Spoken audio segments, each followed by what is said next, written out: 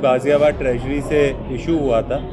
तो जब संदिग्ध पाया गया तो उस क्रम में और भी जांच की गई और फिर शिकायत के बेसिस पे आईजी ऑफिस से कंसर्न यहाँ पे हमारे एआईजी और सबको ये बोला गया कि विगत 3 वर्ष के सभी स्टैम्प पेपर्स को एक बार चेक कर लिया जाए, जो मैनुअल स्टैम्प पेपर्स थे। तो जो चेक किए गए उनमें से 997 स्टैम्प पेपर्स ऐसे पाए गए जिनके नंबर्स या तो यहाँ की ट्रेजरी से मैच नहीं होते या फिर वो नंबर्स यहाँ से मतलब इशू हुए हैं पर किसी और पर्टिकुलर लोग व्यक्ति को हुए हैं और किसी काम के लिए हुए हैं।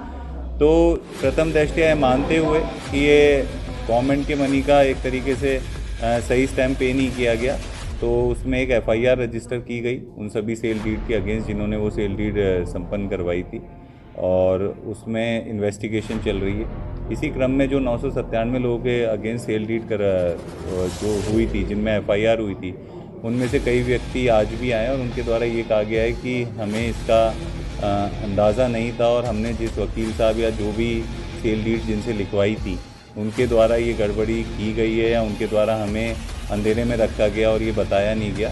तो उनको हमने ये आश्वस्त किया है कि जो इन्वेस्टिगेशन है वो बिल्कुल निष्पक्ष तरीके से होगी और जिसने भी जो गड़बड़ी की है, जिस भी लेवल पे की है, उनके खिलाफ़ कार्रवाई कठोर कार्रवाई की जाएगी।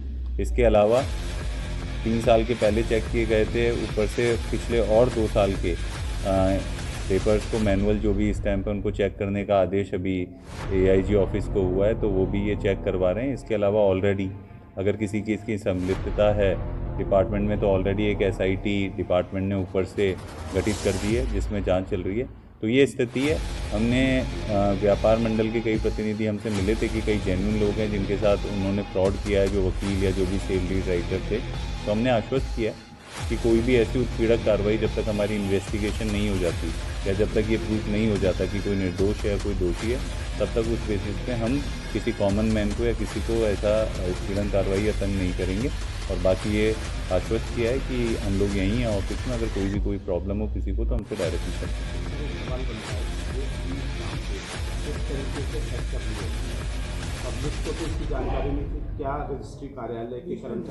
नहीं, देखिए ये स्टैम्प पेपर्स नहीं है। ये स्टैम्प पेपर इसीलिए अब आप देखेंगे तो ज़्यादा से ज़्यादा सारे ई स्टैम्प पेपर्स ही यूज़ किए जा रहे हैं और थोड़े टाइम में पूरे ही मैनुअल पद्धति वाइप आउट होकर स्टैम्प पेपर पे ही हम लोग चले जाएंगे।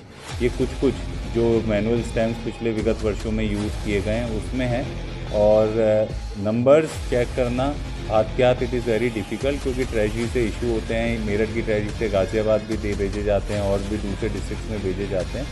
तो ये एक रिकन्साइलेशन होता है मनी का कि कितने इशू किए गए कितने नहीं है, पर it is not manually possible. और अगर कहीं पे भी अगर किसी को कुछ चेक करना था, जो मैंने बोला कि किसी का कोई दायित्व था जिसको समय करना था और उसने नहीं किया, तो उसके खिलाफ भी फिर कार्रवाई होगी। ऑलरेडी एसआईटी उसमें इन्वेस्टिगेट कर रही है।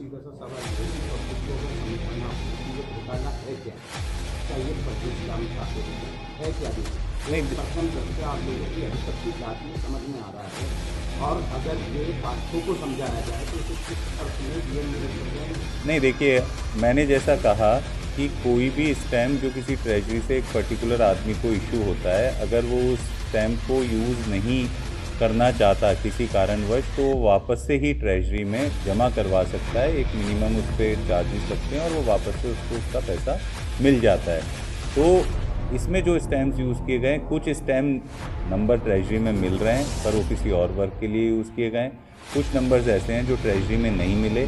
तो इसलिए हमने ऑलरेडी एआईजी साहब को ही बोला है कि जो स्टैम्प पेपर्स हैं उनकी एक पुलिस को भी ये बताया गया है कि फॉरेंसिक जांच के लिए जो प्रिंटिंग प्रेस है वहाँ पे भेज दें और चेक करवा लें।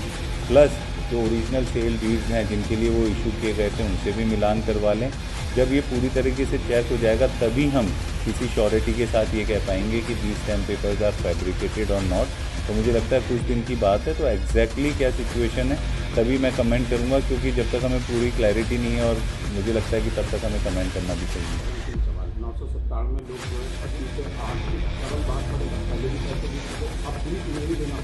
नहीं, देखिए पहली चीज़ तो कि जो 997 लोग हैं उनमें से हम किसी के बारे में ये कमेंट नहीं कर सकते कि कौन निर्दोष है और कौन दोषी है, पहली चीज़। तो हमने उनको ये ऑप्शन दिया है कि आपको नोटिस इशू हुए। If you want to contest that notice, आप कंटेस्ट कर लें। हम प्रेमा फसाई मांग के कि कहीं ना कहीं आपको जो एक सहूलियत मिलनी चाहिए, आपको एक मौका मिलना चाहिए, वो हम आपको दे रहे हैं। कोई भी ऐसी उत्पीड़क कार्रवाई अभी किसी के खिलाफ़ नहीं की गई है जब तक इन्वेस्टिगेशन पूरी नहीं हो जाती। और इन्वेस्टिगेशन में जो भी निर्दोष पाया जाएगा और कोई भी किसी के खिलाफ़ कोई ऐसी स्थिति नहीं पाई जाएगी तो उसके खिलाफ़ ऐसी कार्रवाई भी जो पुलिस की कार्रवाई है वो नहीं होगी।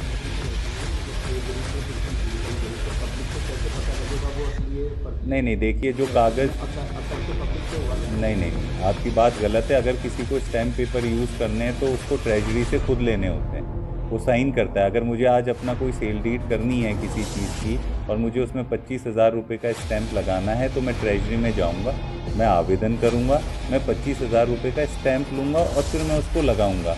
तो आप ये काम खुद नहीं करके किसी की बातों में आके उसे डेलीगेट कर दे रहे हैं जो आप जहाँ पे साइन कर रहे हैं। तो मुझे लगता है कि व्यक्ति की भी व्यक्तिगत जिम्मेदारी बनती है कि चीज़ों को सीरियसली ले, कहाँ वो कागज़ों में साइन कर रहा है उसको दें। जो लोगों ने कहा कि आम तौर पे ये चीज़ें होती है, तो मेरा ये कहना है कि आम तौर पे चीज़ें होती हैं तो फिर उसी का लूप होल का फ़ायदा उठा के लोग आप लोगों के साथ ये गड़बड़ करते हैं।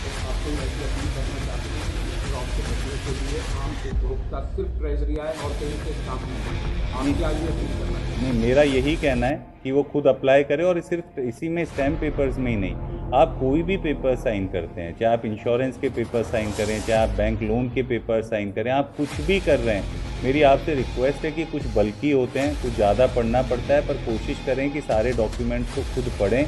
अगर आप उसमें जानकार नहीं है तो समझदार आदमी से उनको पढ़वाएं, पर पढ़ के ही कहाँ कौन से कागज़ पे आप साइन कर रहे हैं, साइन करें।